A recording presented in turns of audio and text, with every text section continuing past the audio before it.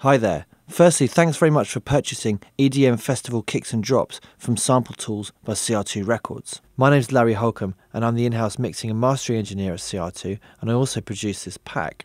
Now our idea is to give away some video tutorials with the pack that show you a bit of behind the scenes footage into how the sounds are created. So when you purchase a pack, you obviously get all the off-the-shelf sounds and the kick drums and the MIDI files and everything you get with our packs, but also you get a bit of an insight into how the sounds are created. So moving forward, you can actually make those sounds yourself in your own tracks. So first of all, let me apologise for the old school look of my Logic, but also, let me just say that what I'm going to show you is not specific to Logic. You can recreate this in any DAW. It's more general themes on sound design and using effects to make the sounds sound really big. So what we're going to start off doing is create the lead sound from the drop Taco Tuesday. It sounds like this.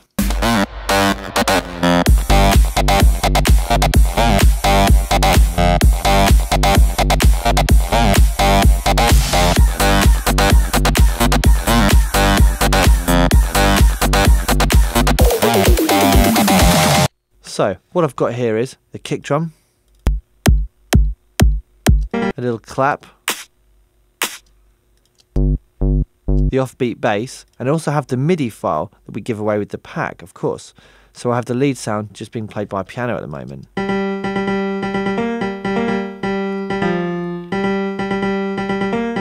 It's not going to smash up the festival at the moment. So let's just go ahead and take Sylenth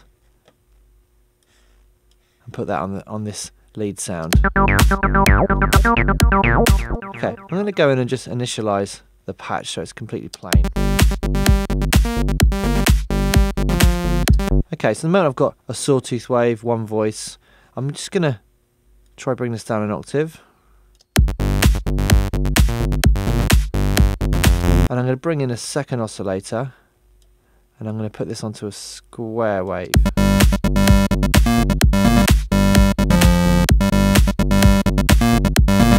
I can thicken the sound up by using some extra voices to kind of fatten it. I could experiment with detuning them as well.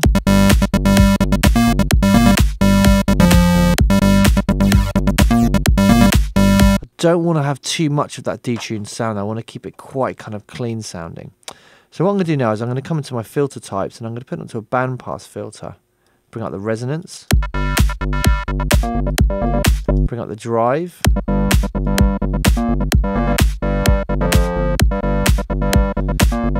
Now a big part of this sound is going to be distortion. So I'm going to put it on this foldback setting in Sylenth.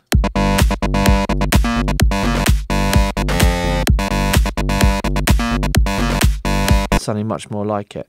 Also what I want to do is hear my slide. So I'm going to put the polyphony on 1, so the lead part can only play one note at a time. And I'm just going to put this portamento up so I get the slide going on.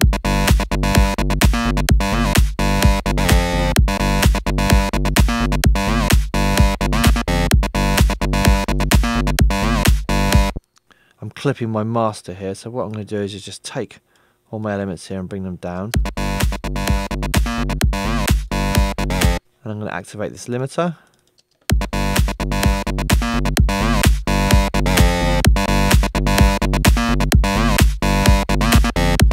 So I get a nice full sound without clipping the master. So obviously this sound would be nothing without sidechain compression. I'm sure we all agree with that. So I'm going to put a compressor on here and I'm going to use a VCA mode. Now what you want is a fast responsive mode, especially if you have a kick drum which has got a long decay, because it won't actually recover in between the kick drum hits. So I'm going to keep this quite fast. My sidechain slot, I'm going to add the kick drum, which is an audio track 1.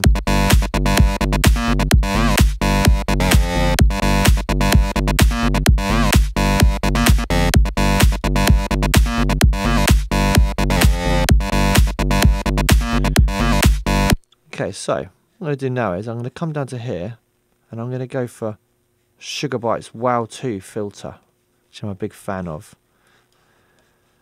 What I'm trying to get out of this now is more distortion, more harmonics, more interest to the sound. So I'm going to put it onto a band reject setting. Now if you guys are familiar with Wow 1 or Wow 2 as well, we have this vowel mode which we can switch on down here, and it reacts really nicely to the band reject setting. I'm going to play some distortion in here, and I need to bring up the resonance as well.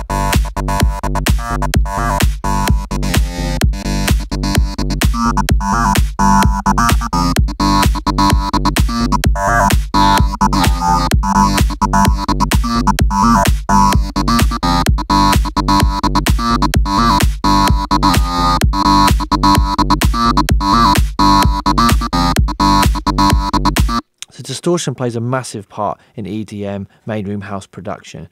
What you want to do is just really get the harmonics out and really make sounds that sound larger than life. And the way to do that is by generating harmonics through distortion. So that being said, I'm going to move that down and I'm going to put another distortion in here. I'm going to go for Maul from F Expansion. Now this is a multi-band distortion, so I can distort different frequencies, low, mid and high, in different ways. So I'm going to come in and put in a soft distortion setting here.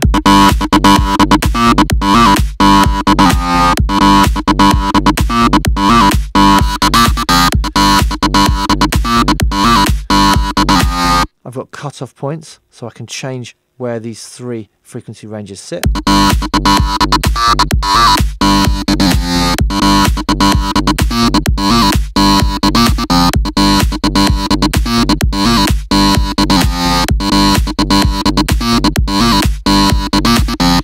Now I'd normally spend quite a bit of time at each of these stages experimenting with the distortions, getting exactly the sound I'm looking for, but I'll leave it like that for the time being. I'm just going to bring that down because every time I add these distortions I'm adding level as well.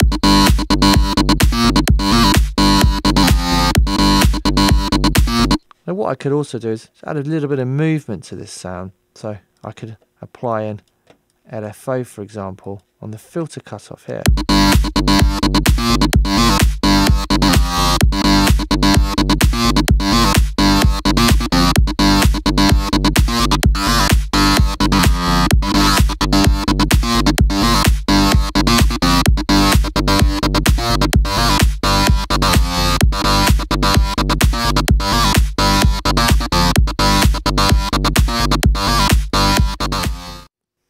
Okay, so that's working.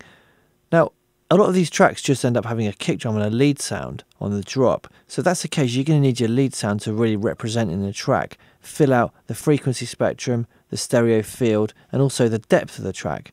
Now, a way that you can achieve that is through reverb. So I'm just going to put this sound to bus 1 as well, and I'm going to place just a basic Logic reverb. I'm going to show you now how to use pre-delay to create a rhythmic effect with this reverb. Now, there's a website I have here called Music Calculator.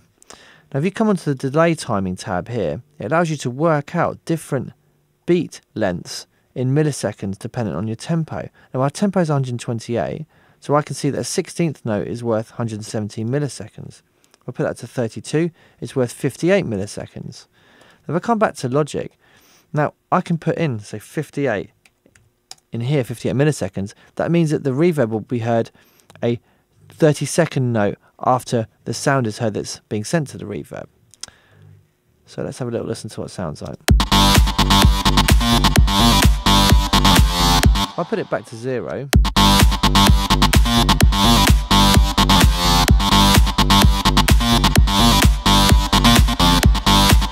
And change it to 58. You can hear there's more separation. Let's try it on 117.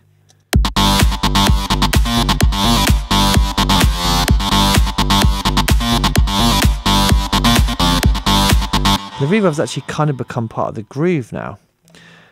What else can I do? Well, I can send my Sylenth sound to bus 2, mute that bus, and then use a sidechain compressor, sidechain to the actual sound itself, to mean that when the sound plays, the reverb is ducking in volume. It can help the sound be differentiated from the reverb and also help it punch through.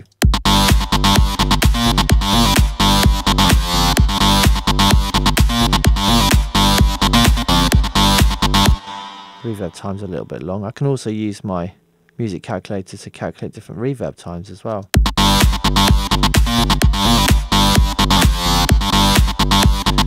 What else can I do? Well, there's nothing stopping me sidechaining the reverb to the kick drum as well. Just copied that across from the Sylenth channel.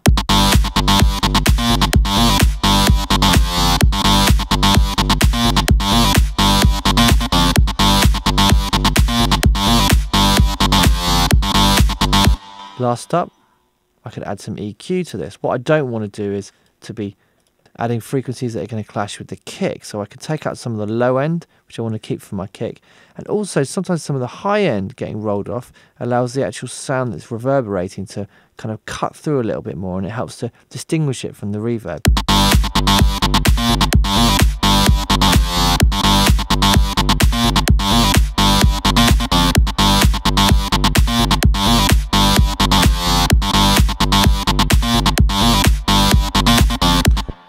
Okay, so the sound's not exactly the same as it is in the Taco Tuesday, but these are the techniques that I use to achieve that sound. Hopefully you found that useful and you can use that in your own production. Thanks for watching.